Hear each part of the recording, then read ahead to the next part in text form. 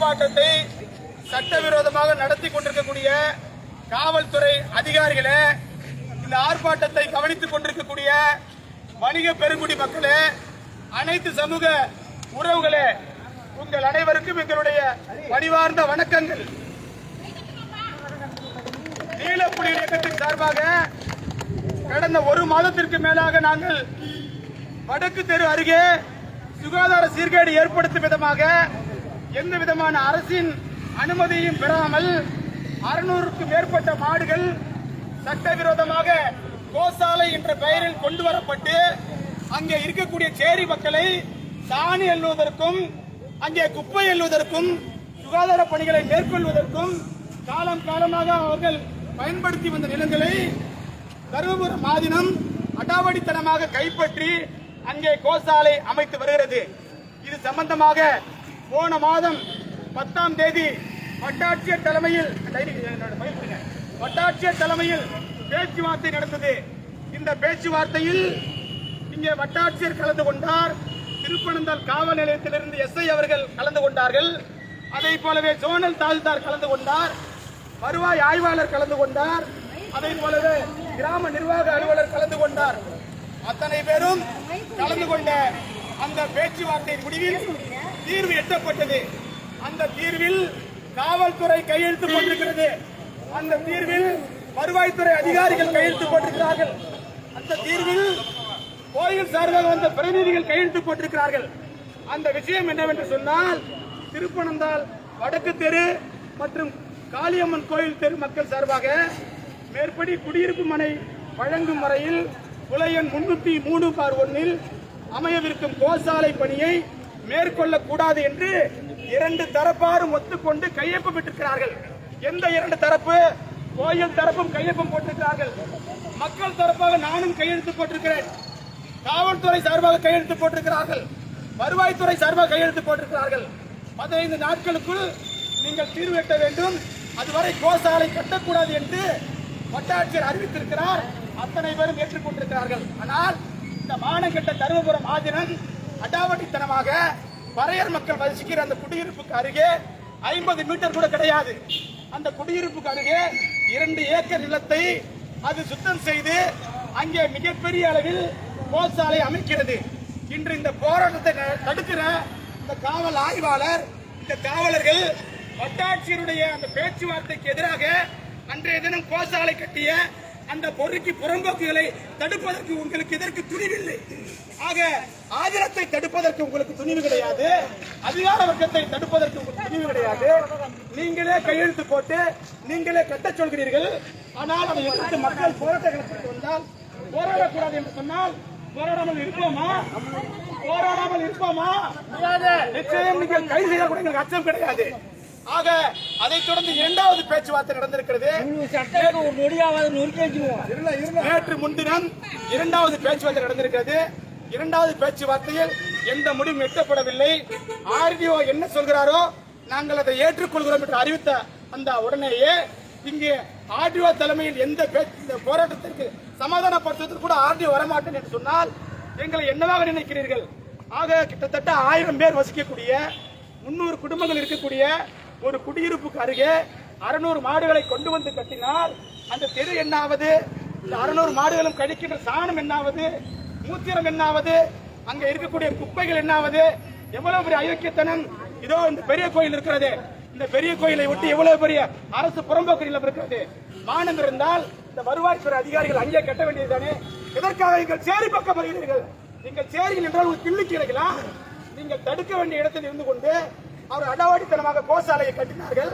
கொஞ்சம் கூட கூச்ச நாச்சம் இல்லாமல் எழுதி கையெழுத்து போட்டோமே என்று குறைந்தபட்ச சொரணை இல்லாமல் அவர்களை எவ்வளவு காலம் கட்ட அனுமதித்து விட்டு மொத்தமாக கட்டி முடித்து விட்டார்கள். ஆக கட்டி முடிக்கும் வரை நீங்கள் எந்த கேள்வியும் அவர்கள் எழுப்பவில்லை. ஆனால் போராடுகிற மக்களை மட்டும் எப்படி தடுக்கிறீர்கள்?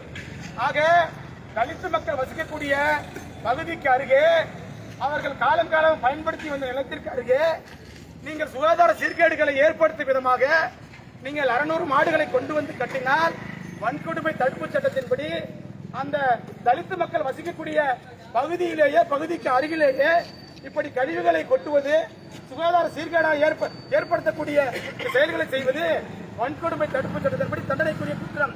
அதன்படி கடந்த வாரம் காவல் நிலையத்திற்கு வந்து தருமபுரம் ஆஜத்தின் மீது நான் வழக்கு கொடுத்திருக்கிறேன். நான் கொடுத்த புகாருக்கு எதற்காக CSR காப்பி நீங்கள் கொடுக்கவில்லை? உங்களிடம் புகார் கொடுத்திருக்கிறேன்.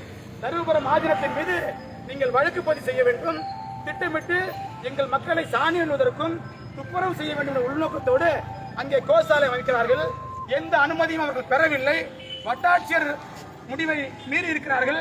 ஆக அவற்றை நீங்கள் தடுக்க வேண்டும் என அறிவித்த பிறகு கூட அதற்கு மேல் நாங்கள் அவர் கைது செய்ய வேண்டும் புகார் கொடுத்த போது கூட புகாரின் மீதும் நடவடிக்கை இல்லை, வட்டாட்சியர் முடிவின் மீதும் நடவடிக்கை இல்லை. அப்படி என்று சொன்னால் இந்த காவல்துறை நேர்மையான காவல்துறையா?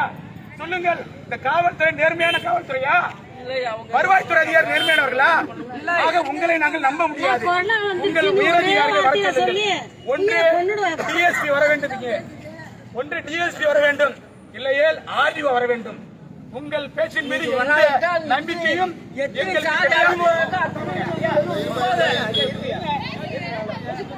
போன மாதம் இதே மடத்து வாசலில் நாங்கள் போராட்டம் நடத்தினோம்.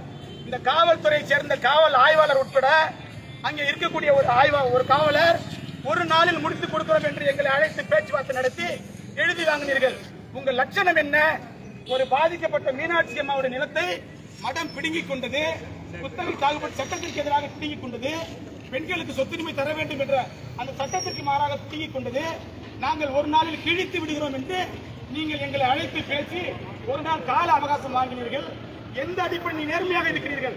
இந்த வாங்கிக் கொண்ட கால அவகாசத்தில் ஆய்வாளரோ இல்லை சம்பந்தப்பட்ட அவர் பேர் என்னப்பா சிங்காரவேலன் என்ற நபர் இந்த மடத்திற்காக வக்காலத்தை வாங்கி கொண்டு மீனாட்சி அம்மாவுடைய போராட்டத்தை திசை திருப்பி நாங்கள் முடித்து தருகிறோம் என்று வாக்குறுதி கொடுத்தார். ஆனால் ஒரு நாள் அல்ல, ஒரு மாதம் முடிந்து விட்டது. இன்னும் மீனாட்சி அம்மாவுடைய பிரச்சனை தீரவில்லை. அது காவல்துறைக்கு நாங்கள் பகிரங்கமாக எச்சரிக்கை விடுகிறோம். நீங்க காவல்துறை சீருடை போட்டிருப்பது நீங்கள் குற்றவியல் சட்டத்தின்படி நடவடிக்கை எடுக்க வேண்டும், அரசியல் சட்டத்துக்கு உட்படுத்தி நடவடிக்கை எடுக்க வேண்டும். அதன்படி நீங்கள் நடந்து கொள்ள வேண்டும் என்பதற்காக தான் உங்கள் காவல்துறை உங்களுக்கு காக்கி சட்டை. நீங்கள் தருமபுரம் ஆதீனத்திடமும் முத்தரகுமார் குமாரசாமியிடம் பிச்சை எடுத்து தின்பதற்கு உங்களுக்கு காக்கி சட்டை கிடையாது உங்களுக்கு. ஆக காவல்துறை வருவாய்த்துறையுடைய இந்த பேச்சுவார்த்தையில நாங்கள் நம்ப முடியாது. ஒன்று ஆர்டிஓ வர வேண்டும், கோட்டாட்சியர் வர வேண்டும், இல்லையே டிஎஸ்பி வர வேண்டும். உங்களை போன்றவருடைய வாக்குறுதிகளை காலம் காலமாக நம்பி எங்கள் மக்கள் ஏமாந்து கொண்டிருக்கிறார்கள். நாங்கள் ஏதாவது தப்பு செய்தால் அடித்து இந்த கடை வீதியில் இழுத்து செல்வீர்கள். ஆனால் நாங்கள் குடியிருக்கக்கூடிய குடியிருப்புக்கு அருகே 500 மாடுகளை அடாவடித்தனமாக கொண்டு கத்தினாலும் அந்த குடியிருப்பை நீங்கள் கையெழுத்து போட்ட பிறகும் தடுக்க மாட்டீர்கள். அதை கண்டிக்கிற எங்களையும் தடுப்பீர்கள் என்று சொன்னால் உங்கள் காலமெல்லாம் மலையேறிவிட்டது. இது எங்களின் காலம்.